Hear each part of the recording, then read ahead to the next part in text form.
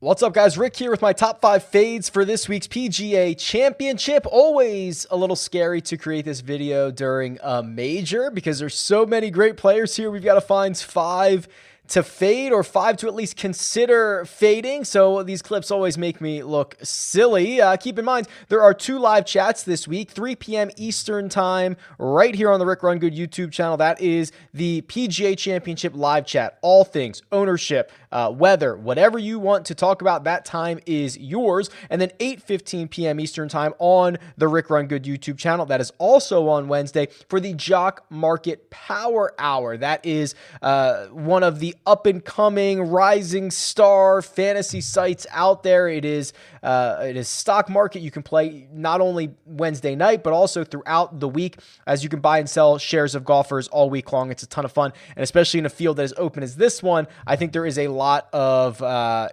sentiment to be teeing it up this week over in the Jock Market. But for now, let's look at 5 golfers that I have varying levels of concern about.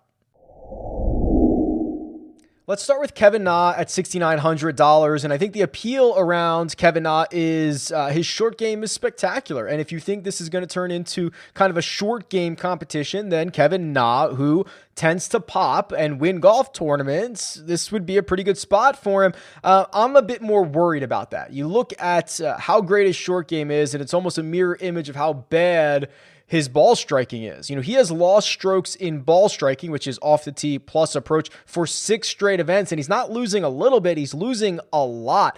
Hasn't gained strokes off the tee since the workday. That was in February. He hasn't gained strokes on approach since the Genesis, also in February. And when you're constantly putting yourself behind the 8 ball like that, I think you have to have a magical week. You know, he has to gain 5 strokes putting like he did at the Masters. He has to gain 5 strokes around the green like he did at the Valspar to even see the weekend. So it's an incredibly narrow path to victory. While Kevin Na has proven a couple of times in the last few years, I think 4 wins in the last 4 years, that narrow path, it comes to fruition sometimes. I'm just willing to take the risk that this is not the week that path comes to fruition. Patrick Cantlay, $9,000 on DraftKings. I feel like I'm breaking up with all the loves of my life. I mean, we broke him, guys. He was so highly regarded for the Players Championship. He was the best in so many categories for such a long time. Misses the cut at the Players, misses the cut at the Masters, misses the cut at the RBC Heritage. An 11th place finish at Zurich with his partner. That's not really all that great. They were one of the favorites to win, and then he misses the cut at the Wells Fargo Championship. It's shocking. This is a stretch of golf we've never seen from Patrick Cantlay. He was one of the guys who's just been piling up historically large cut percentages, and now it's the opposite of that. The concerns are, number one, the putter. He's lost strokes putting in 6 consecutive measured events and losing a lot of them. We know he's been switching back and forth between the mallet style and the blade and trying to figure these things out. And then even more concerning, loses 3 strokes on approach at the Masters. He loses at the Heritage, and he loses at the Wells Fargo Championship his last 3 starts, and he's lost strokes on approach in 4 of 5. These are incredibly uncharacteristic things of Patrick Cantlay, so I assume we're going to get back to his baseline at some point, but it's usually not a quick flip of the switch. We'll usually see it coming, especially when it's impacting both the short game and the long game. So for now, you know, there are certainly guys I'd like to be early on, might have to be late on Patrick Cantlay. This one pains me to say, but SUNGJAE, certainly some concerns, and I don't really know where to start. I mean, his struggles with the approach game have dated back to the start of the calendar year. Since the Sony Open, he has lost strokes on approach in 8 of 11 starts, 8 of 12 starts, which is certainly concerning compared to what he did at the end of 2020, where he was a ball striking machine. Maybe even more concerning is he's lost the driver a little bit. He's basically now an average driver of the golf ball. You know, he was almost dead average in each of his last 2 starts. At the match play, also a 0. Hasn't gained more than 3 strokes off the tee in any of his last 5, which is surprising because in the 5 before that, he gained more than 3 strokes off the tee in all of them. So it's a degradation of his driver. Also, the putter in the last 2 starts, he's lost strokes there. That's normally where he's a big time gainer. I'm just really worried. I think he is one of the few guys that, if everything clicks, he can contend. He did it at the November Masters. We saw that, but the metrics are not going in the right direction for SUNGJAE Im. I hope I'm wrong, but that is not what I see for this week at the PGA Championship.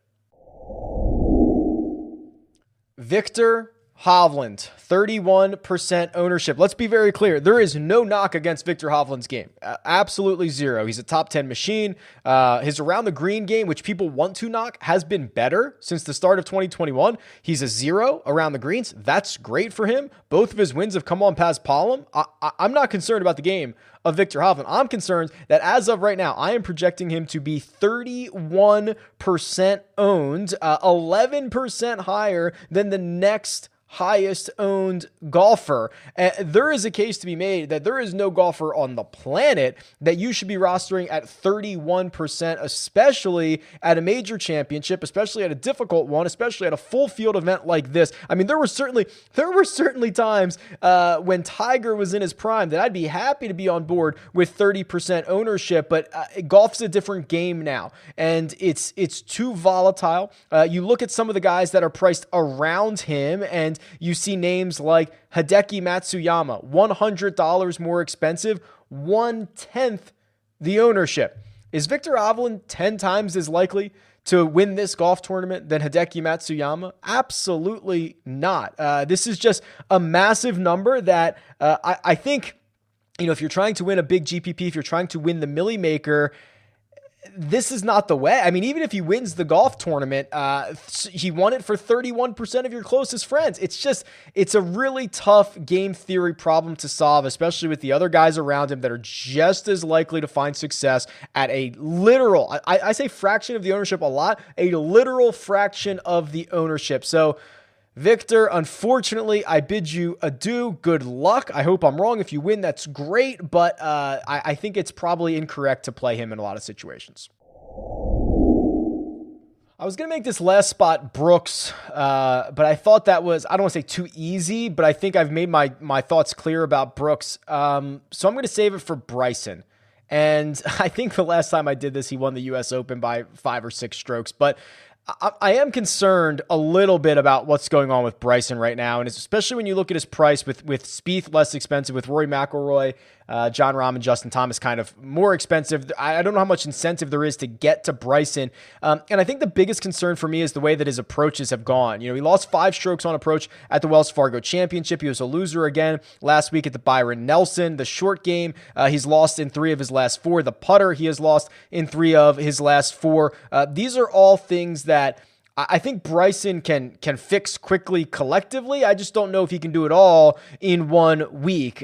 So that's really the level of concern. His driver is absolutely phenomenal. We know he's one of the longest off the tee, but being just a little bit off at Kiawah is a recipe for disaster. And I wonder if Bryson is not quite as dialed in as he would like to be. Because if you go back and start looking, you know, the stretch of golf that he had that essentially culminated in him winning the Rocket Mortgage last year, and then even the way he played for his U.S. Open victory, it was about the approach game. That's where he lived, and he was just giving himself so many looks at putts, and he was making enough of them to win golf tournaments, and we're not seeing that same version of Bryson right now. So he's going to have to fix that. I think if he's going to contend this week, I'm going to be, I don't think you can fully fade Bryson. I think that's a little bit too scary, but I will be underweight on the field, which is actually, not much. I'm currently projecting Bryson to come in like 6%. So you really, if you get, 2 out of 20 lineups, you've got more exposure to the field, 1 out of 20, and you're basically just underweight. So the good news is you don't have to take too much of a stance on Bryson, but I think he is worth a second or third look in a deep dive of his metrics. There you go, my top 5 fades for this week's PGA Championship. Certainly, they're going to come back to bite me. Let me know which one you think will have me crying to myself to sleep on Sunday evening. Tweet me at RickRunGood or leave a comment below. Best of luck this week, and I'll talk to you guys soon.